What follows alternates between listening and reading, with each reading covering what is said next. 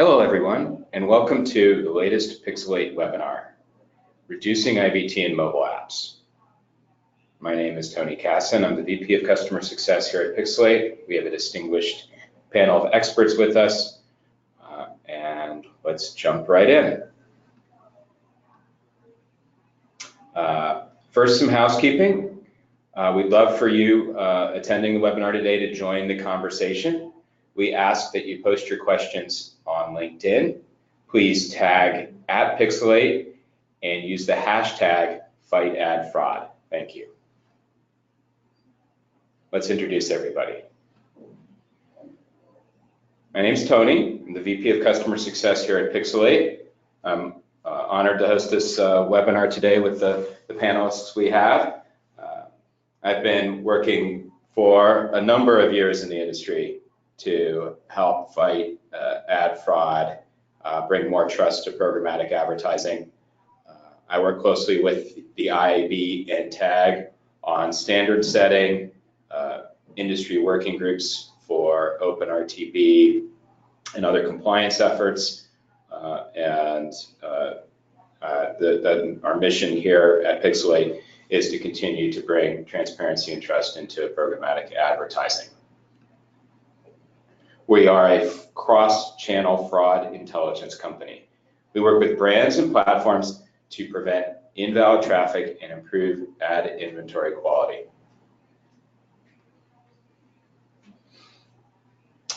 As leading IVT experts, we monitor 38 types of invalid traffic, both in the category of SIVT or sophisticated invalid traffic and GIVT or general invalid traffic. We have 18 more distinct fraud types. We have 18 more distinct fraud types than any other company in the space.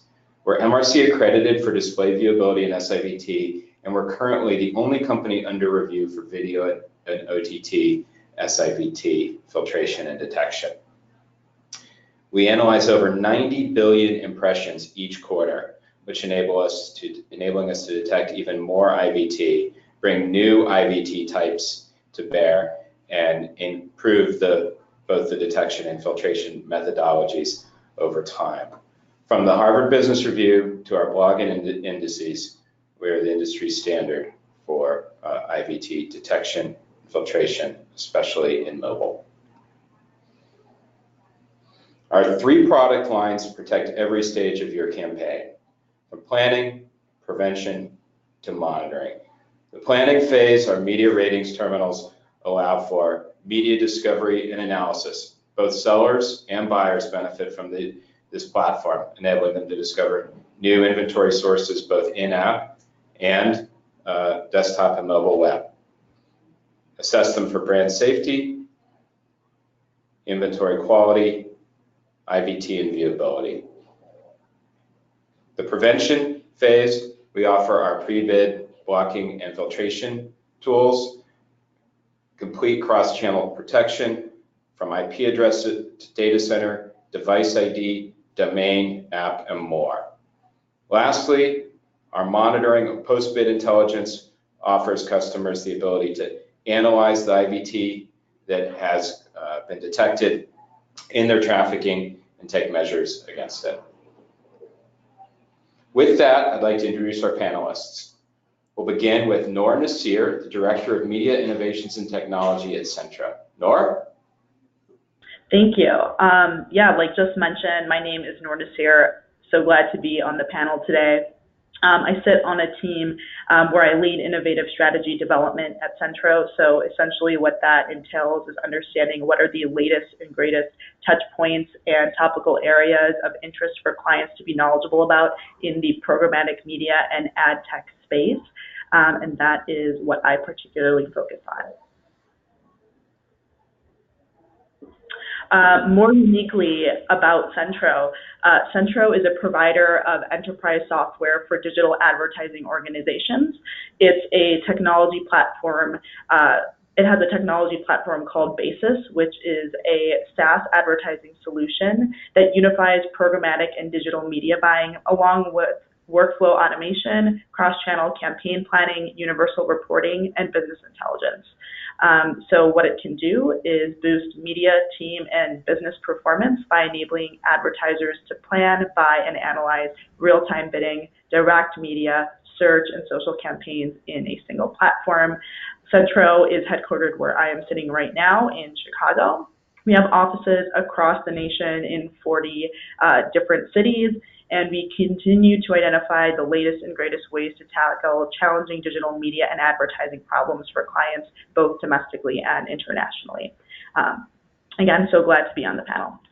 Thank you, Noah. With that, I'd like to introduce Carl Frederick Martinson, the Senior Director of Strategic Alliances at InMobi. CF? Hi everyone, I'm CF and I lead strategic alliances for InMobi and work a lot with our fraud prevention partners, viewability partners, and other initiatives for InMobi's global brand and programmatic business globally. I have 13 years experience in the mobile space and very happy to be here and discuss this topic of IVT and fraud. All right, so who is InMobi? So we are the world's largest programmatic video platform on an independent basis, and the most trusted source of high quality mobile app inventory, both US and globally. So we are present in, we serve ads in 190 countries and we have 21 offices around the world. One of our core strengths is our mobile SDK footprint, and it reaches 22,000 apps out there. And we have 10 years of experience of mobile innovation and completely focusing on mobile in-app. And we recently got the tag certified against fraud seal, which we're very proud of, and one of the first to do with an independent audit with only focusing on mobile in-app. And Vish Tella, Senior Product Manager at RhythmOne. Vish? Thanks, Tony. Hey, everybody. I've been in the ad tech industry for the last 4 years, and I lead the team here that builds tools and services for various players in the programmatic ad tech ecosystem. And one of the tools that my team helped build was the Rhythm Guard platform, which is the main reason that we're able to use to vet our ecosystem and make sure only good quality inventory goes through. And that's why we were ranked #1 in Pixalate's GST rankings for all of 2017. Thanks to the Rhythm Guard tool.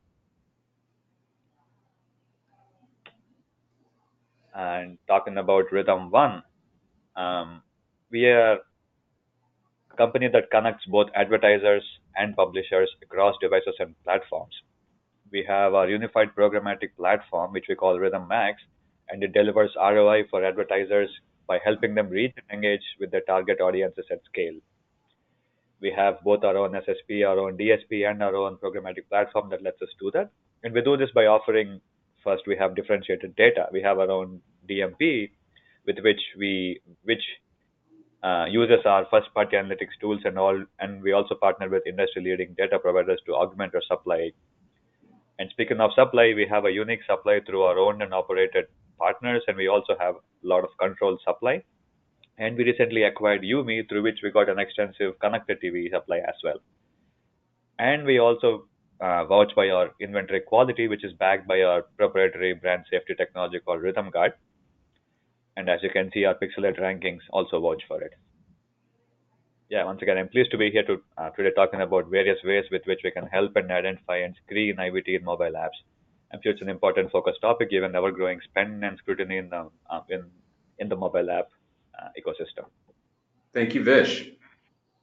Let's move into our panelist roundtable. Our panelists today have prepared answers to some questions that are particularly important to them and to assessing the IVT issue in mobile apps. First, let's begin with you, Vish. How does your team define quality within mobile apps? And how is that definition different compared to desktop or even mobile web? Yeah, essentially the definition of quality remains the same in principle, which is unless an ad reaches a real person, and more so the person that the advertiser intended to reach, it is considered a wasted opportunity. So that won't change. We strive to score and quantify traffic to that effect. In other words, quality is not subjective depending on the device or the ad format. However, what changes is how we can use the various available metrics and variables to identify a fraudulent request or a fraudulent session. And as you can see, some main differences are the primary difference is that on a desktop device, there can be multiple users. However, on a mobile device, there is usually just one user. So the metrics and behavioral indicators change. Essentially, you can do, user fingerprinting per se on mobile devices and generalize behavioral trends. And when that trend is not followed, the risk of IVT goes up. This is not the case on desktop. So we cannot assume the one user per device logic on desktop. Another difference is that other forms of IVT are more immediate. What I mean is they're very easy to adapt and easy to change and make sure they miss the spotlight. And usually they have a shorter lifespan because they are ever evolving. Mobile app IVT, on the other hand, is a hassle to get started because it has to end up in the app itself. And once in there, they have a longer lifespan. Most other forms of IVT are easily upgradable. What it means is the user agent strings change and other metrics are updated, indicating versions are they change more often. Mobile app user agents stick around usually for longer, so identifying IVT using this changes is not as easy on mobile apps. Web IVT is compatible across multiple devices, so IVT trends tend to be more generic, whereas mobile app is device specific. So IVT trends are more granular and behavioral differences are more obvious.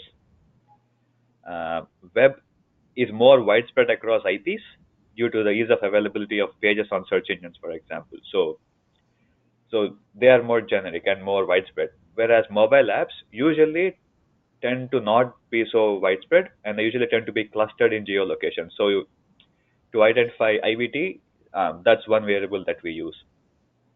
And also a whole lot of new fraud type and fraudulent sessions can arise.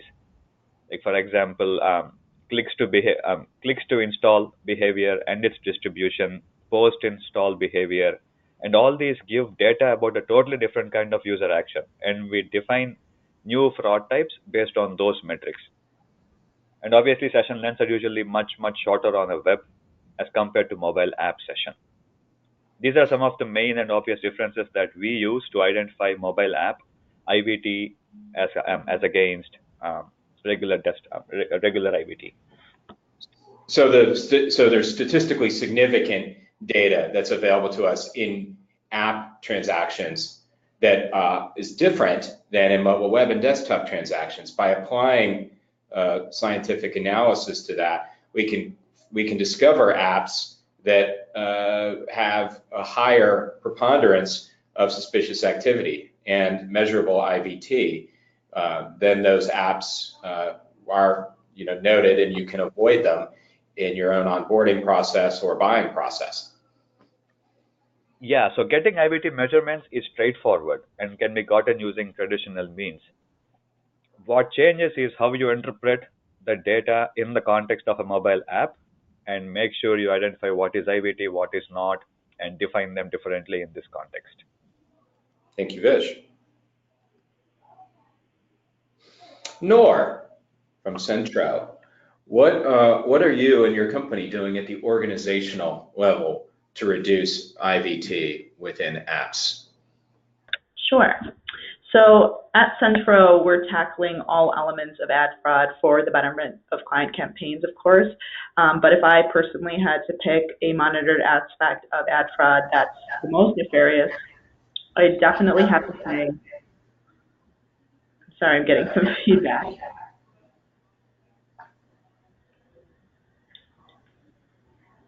Sorry for the pause there, guys.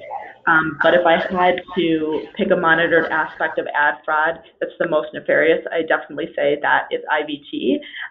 That's because invalid traffic by comparison with brand safety or viewability, it's by comparison very much an active adversary, where fraudsters are looking to make a profit by technically stealing marketers' campaign dollars, which is thereafter a byproduct where there's a reduced overall efficacy of measured ad campaigns.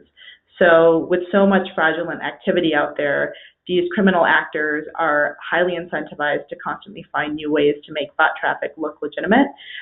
Therefore, there are so many active steps that need to be taken to mitigate that need to proactively discover every new way that suspicious inventory could possibly come to exist. So in an effort to detect and block illegitimate traffic, here are some of the core tasks that need to be taken and or put in place. So starting with just standardized data attribute collection. What needs to happen from the get-go is just maintaining a list of data points that are regularly being collected and analyzed as they come through the bid stream to detect suspected inconsistencies that could be a sign of IVT. So these things can be very simplistic pieces of information that are coming through in a request. So it's familiar aspects such as the event type, the transaction ID, such as the unique ID for a given transaction, timestamp, the IP address, and app identifiers, whether they be from any particular operating system, to share a couple of examples. Now, these things are seemingly really simplistic and even a part of more general IVT data collection, but there can even be very subtle inconsistencies in these pieces of data. So being able to observe what those differences are so that suspicious traffic can be analyzed or evaluated more particularly is of the utmost importance. So that is the first point. Secondarily is having established filtration processes. So similar to point one, having a ready list of filtration items to watch for at the ready that is automatically being monitored and detected as suspicious traffic, and or when necessary being automatically filtered out so that it's becoming an impression that you do not spend against as an advertiser. So those filtration aspects can include, amongst other things, traffic that doesn't originate from known browser types, known fraudulent sources, and data center traffic, which would be illegitimate, inventory with robotic indicators or suspect traffic. Further from there, there's also a need to ID various types of sophisticated traffic or sophisticated IVT, which requires an ability to detect a host of invalid traffic sources. So those invalid traffic sources include, but are not limited to, adware, malware, hijacked devices, misappropriated content, manipulation or falsification of location data, and the recycling of cookies, amongst a bevy of other things.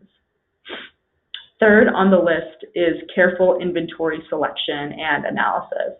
So this is ensuring that all the various traffic sources are identified if they are fraudulent, that they can be quickly identified and then no longer be utilized, or from the get-go, from the forefront, identifying if you are working with suppliers that offer fraudulent traffic or suspicious traffic, that you are blocking usage of those sources. I know for us personally at Centro, we have relationships with over 17,000 publishers directly. So because historically, before we worked in a programmatic media world where real-time bidding existed, we were buying, we were direct buying from individual publishers.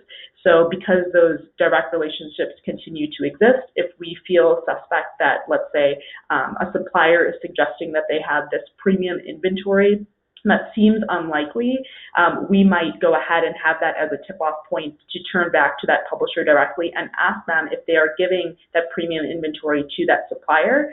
If we find out that that is not the case, that can be one more piece of information that helps us do that further or more specific evaluation and or decide if that is a supplier that it makes sense for us to buy with any further, if there's cause for concern that there could be IVT sourced from them.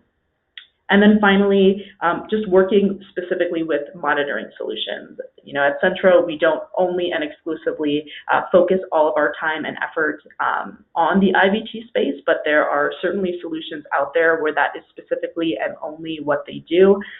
So working with one of the standardized and recognized partners that is actively measuring IVT, viewability, and ad safety is absolutely critical.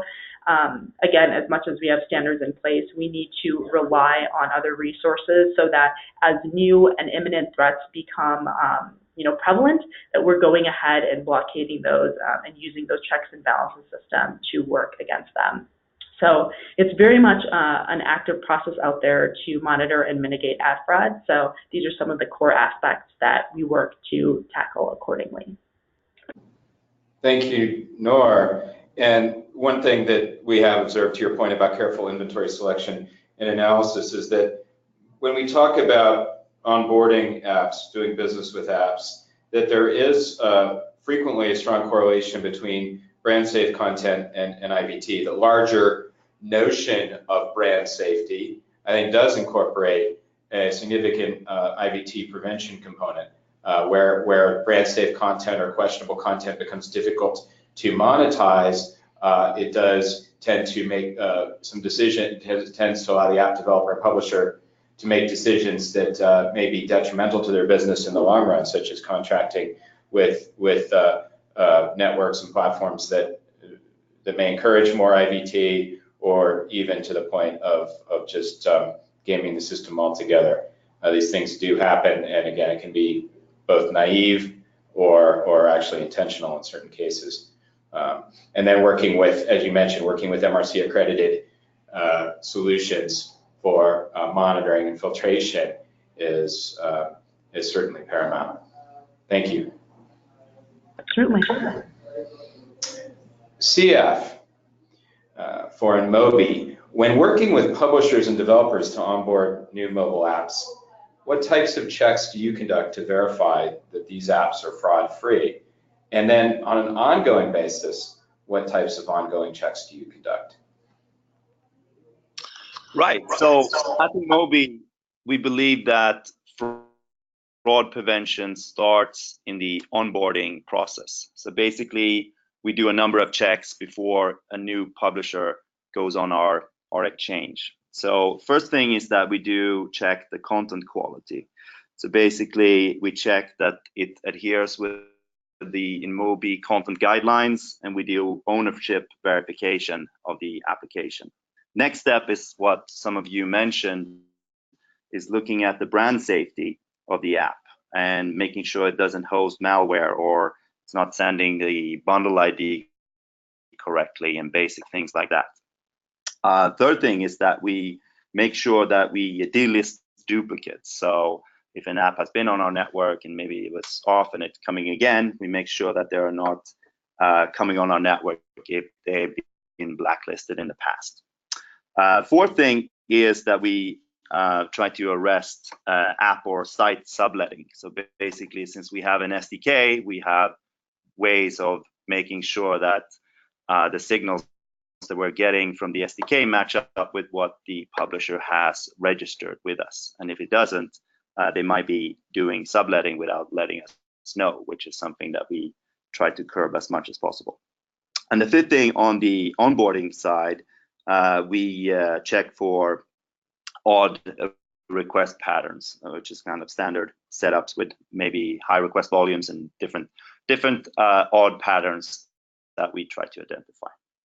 So number two, on an ongoing basis, we do check or we use cryptographic signatures to make sure that we have a clean impression to click to install mapping.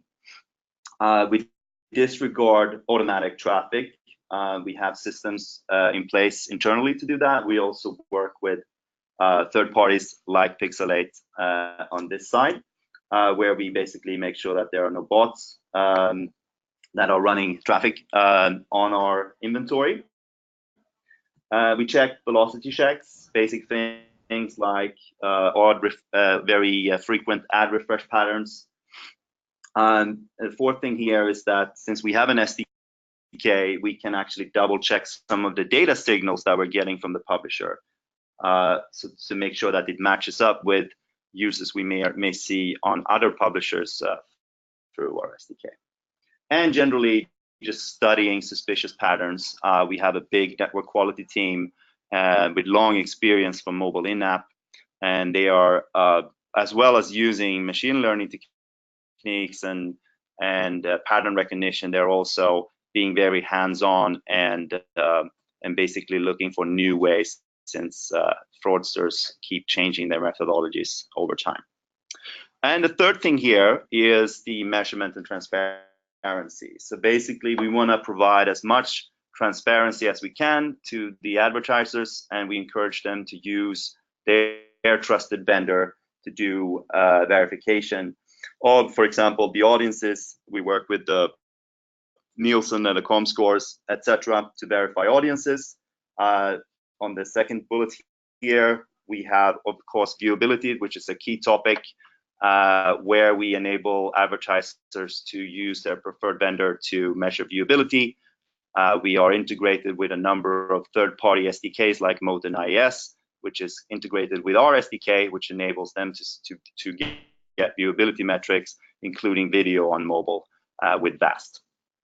And on the more of the app install side of our business, we're also tracking the quality of installs, and advertisers and agencies can use their preferred vendor to track installs with us. And we are partnering with almost 10 different vendors there to enable that. And basically, yeah, so that's the gist of what we're doing to prevent fraud at InMobi, on the onboarding, ongoing, and then afterwards with the various measurement and measurement solutions. Thanks, CF. And echoing your point, by the way, congratulations on the independent verification for fraud certification. Obviously, the having an MRC accredited vendor for IVT detection is a requirement issued by the industry in that regard, and we're happy to, as always, work with you on that front. So again, thanks for your detailed comments, and we'll move into the roundtable. Let's go ahead and start with UCF. What's the current state of in-app measurement as you see it, and how much visibility do you have into brand safety, IVT, and viewability? Yeah, so brand safety, IVT, and viewability, yeah, those are some of the most important metrics for advertisers. And at InMobi, we are working very closely with various third parties to enable advertisers to get the visibility that they need, transparency and measurement, so that they can run comfortably on our network. I think we've seen that the industry has moved in a good direction over the last year. We were one of the first to adopt third-party SDKs to enable video viewability with VAST last year. So I think that's been a good thing that's happening. More and more of our partners and competitors are using and enabling this as well now. So that's positive to see. I think on the brand safety side, there's still a way to go for mobile in-app. We would like to see more capabilities there for our advertisers to maybe get visibility into the content inside the app and not just the content that's being displayed on the app stores, which most of the solutions today are limited to, whereas on the web you get an analysis of the actual content on the page. So what we're seeing is that once we have metrics like viewability enabled on mobile in-app, we're seeing really good performance, sometimes much better than web, because we are doing high impact formats like video interstitials that take over the whole screen of the device and naturally get really good viewability. So once we have good metrics and third-party verification of that, that's been really positive for us. On the IVT side, as mentioned, we have our own solution as well as working with partners like Pixalate, and that's helped us a lot. Along with the checks, the basic check that I was speaking about earlier, we see that we have very low IVT post all of those checks. I mean, we have like 0.03% IVT as measured by some of our other vendors, and that's lower than we see even in benchmarks for mobile in-app. So that's been really positive to see that our efforts are bearing fruit. So yes, it seems that once upon a time, it was the industry felt like it was that IVT in the app space couldn't be sort of performed in the same way that it was in desktop and mobile web, and we've seen that that is indeed not true. That it is not necessarily easy, but it is certainly real and out there sort of exploits to bring IVT into the app space and to game advertisers and brands. Nora, what are your thoughts here? Yeah, a lot of great points from CF there. So trying not to repeat too many of those things. I would say overall, just the industry is just so much more sophisticated, as far as just client awareness. And by clients, I mean, marketers and advertisers that are running these kinds of campaigns. So not only is there a greater appreciation for the fact that ad fraud is imminent and out there and very alive and growing, but that there are unique challenges when it comes to measurement of IVT in-app in particular. And then as far as just visibility into brand safety, IVT, and viewability, I think that you only have as much of an awareness or visibility into brand safety and viewability as you have actual monitoring and reporting against IVT, because IVT is going to have a dramatic impact on what you're going to see from a brand safety and viewability standpoint. So as it relates to what we're doing, incidentally, in the previous question that I answered, I tackled many of those key things that we've been doing, including working with monitoring solutions like Pixalate, so that we're very actively, working to monitor all three of these things. Just knowing specifically that IVT is something that continues to grow, and that it is very much alive and active and out there. So, clients, they should have concern, but they should also know that, everything that possibly can be done is happening from, from digital media partners such as ourselves, and then the third parties that we align with, so that monitoring can happen effectively and so that it doesn't affect your campaigns and their advocacy. Thank you very much, Nora. Vish, why don't you share your thoughts? Yeah, thanks, Nora. Nora and CF pretty much covered everything. But like I mentioned in my original slide, getting IVT measurements is straightforward. We have a bunch of people out there that will help you get IVT scores. So you can drop pixels on banners, you can run JavaScripts on VPaid and Emerald. So there are ways to get data. But what matters is how you interpret it. We have our own SDK integration with a bunch of apps. We also partner with leading measurement services like IIS, DV, Moat, and Pixalate, and others to rate mobile app traffic. Accessing the tools to get the data is the same as any other type of IVT, but interpreting it is difficult as it's a rapidly evolving realm. Amongst other stuff, we check for basic stuff like self-clicking apps that encourage clicks by using text such as click the ads, essentially quote-unquote bad ads. We also check for invalid clicks based on IP addresses. We analyze hourly trends based on installs and distribution. We hourly conversion ratios, post-install behavior. Essentially, we have to figure out what makes mobile apps specific, what metrics define mobile apps, and how do those metrics help us define IVT. All of these and a combination of the data that we get from all third-party providers is what helps us define how we see IVT.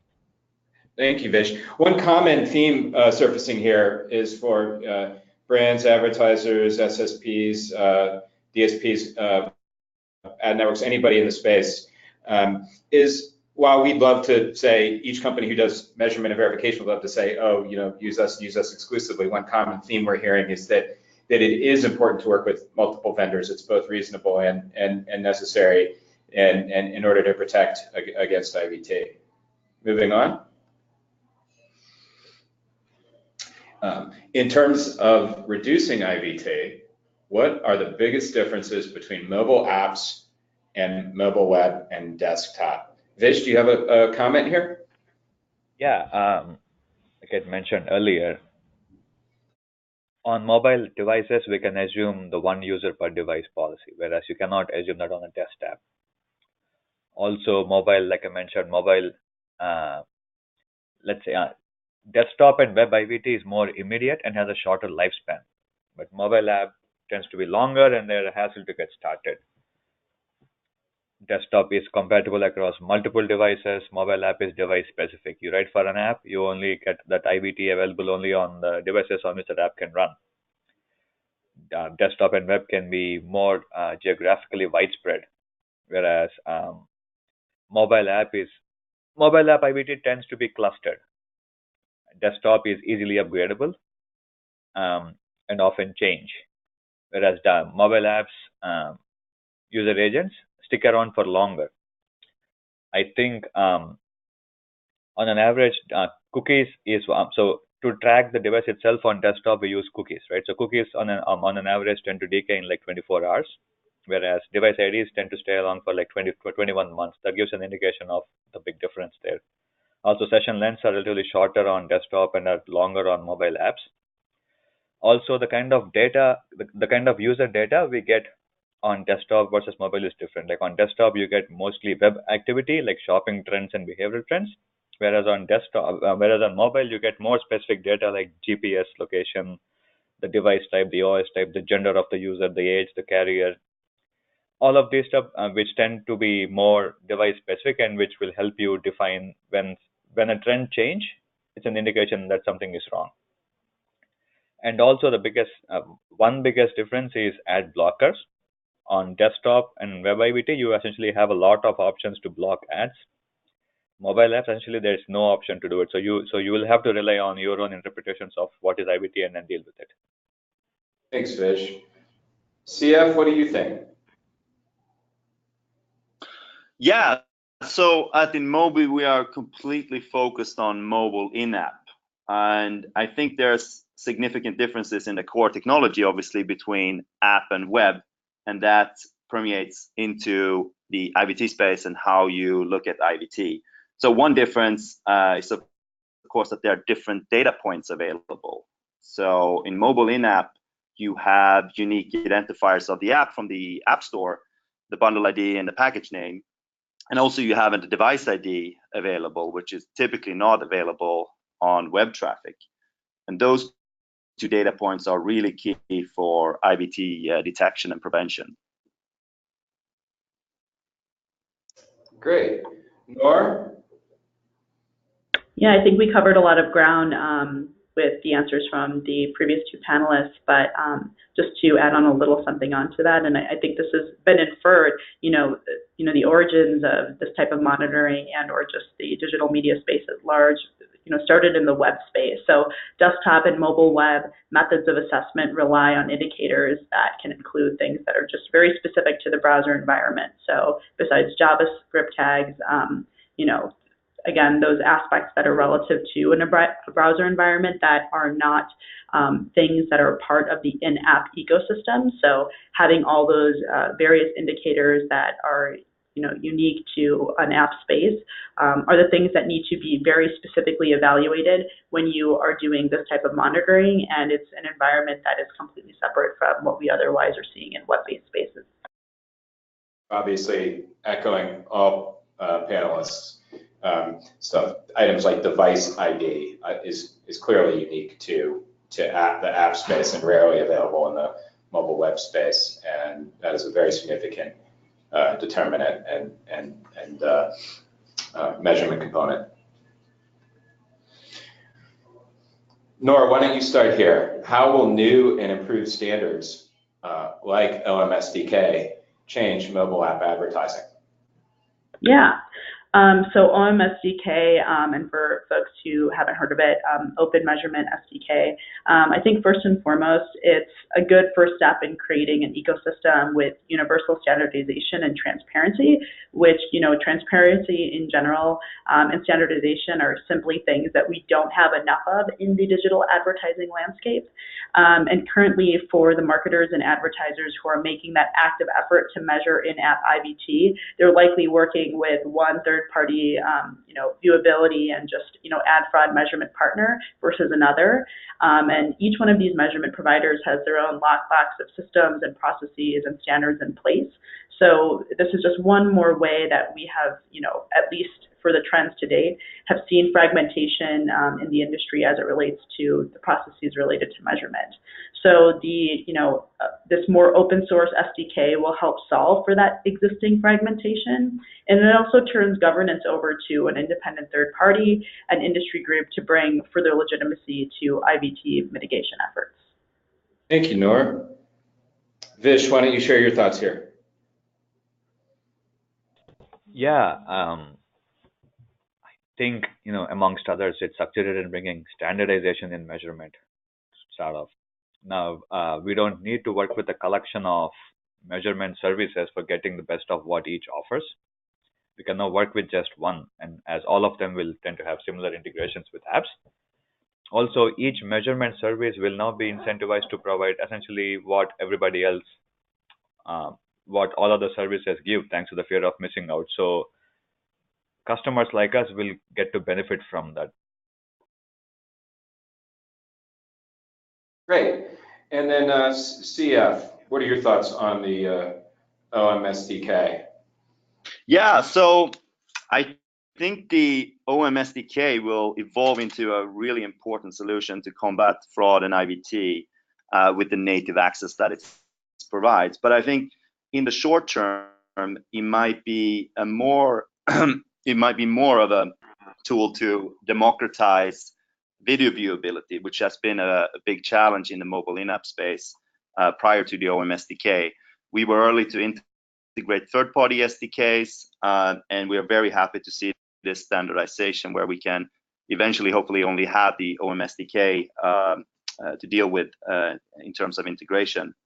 And what this will enable is that any advertiser, whether it's using DV or IS or Moat or Pixalate or wherever, they can get their viewability and IVT scores in a confident way and something they can trust for their campaigns. I think we will see critical mass later in the year in terms of adoption of the OMSDK. There's obviously always a challenge of adoption of new SDKs, and we are integrating the OMSDK with our SDK, and then we need to get all our publishers to update to the latest in Mobi SDK so that the OMSDK comes to them. Great, thank you. Obviously an optimistic view of OMSDK, and again, hopefully we do see that widespread adoption in the app install base. Moving on, let's go ahead and start with Vish.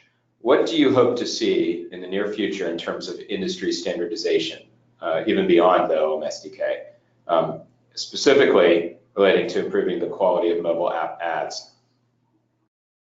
Yeah, I think we need more industry standard definitions along the lines of what we have in viewability. As in, like, viewability, it's clearly defined what is viewable, what is not, for what standard, what is good, what is bad. We need that kind of industry standards for viewability also.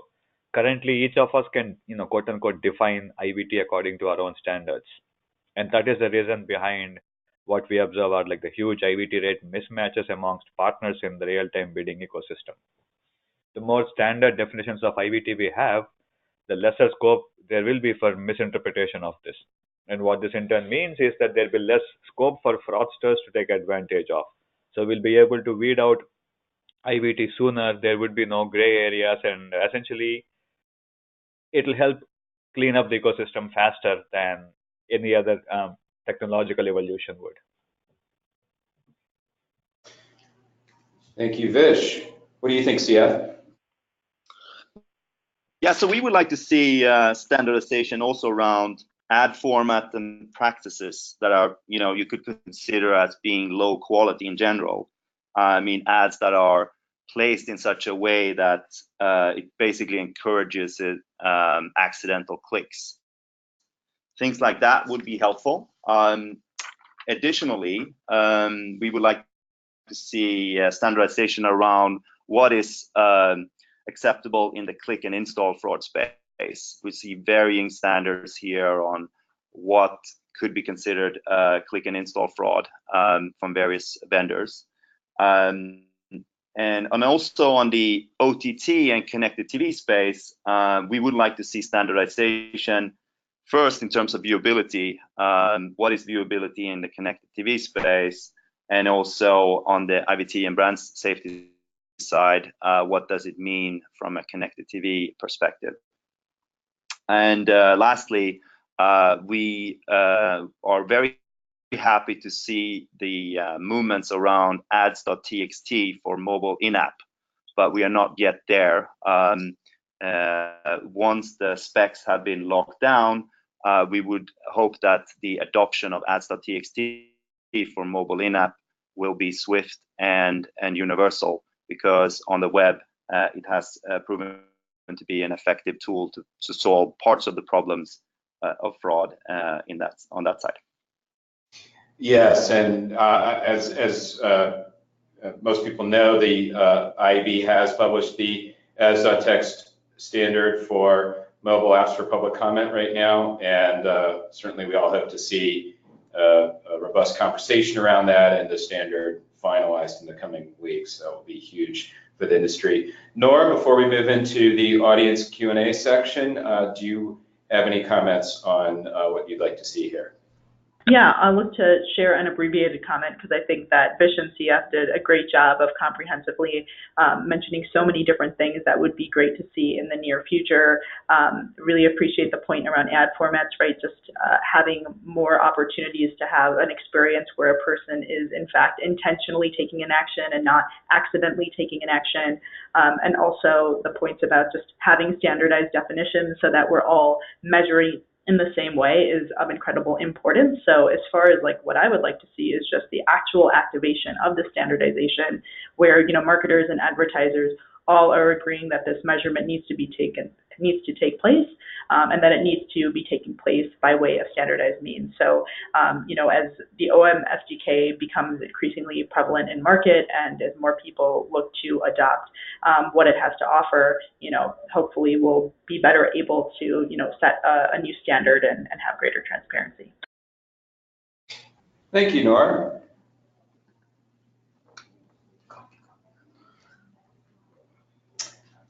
So we do have a few questions that have come up, and we'd like to go ahead and address those with specific panelists.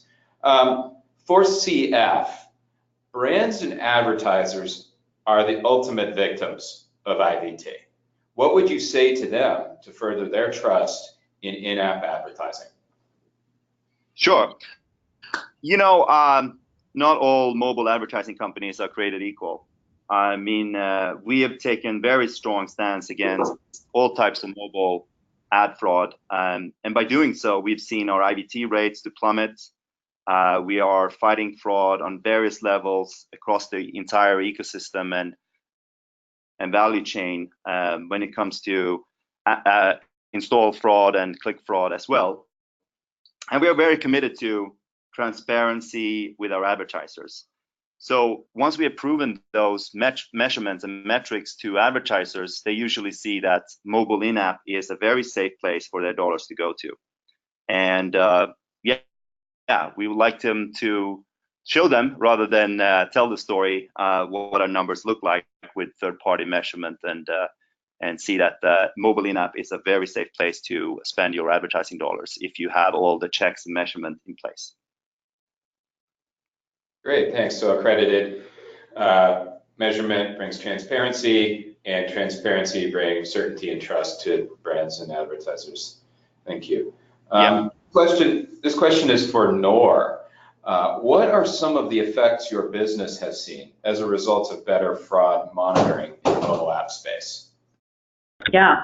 So to borrow from, you know, some of the words that I just heard CF mention as far as creating a safe space for, you know, advertisers to be more keen and comfortable running campaigns, you know, that's something that has in some ways been lost to an extent, right? In the industry at large, we've created or there has been this upcoming of more and more reasons to feel some sense of fear.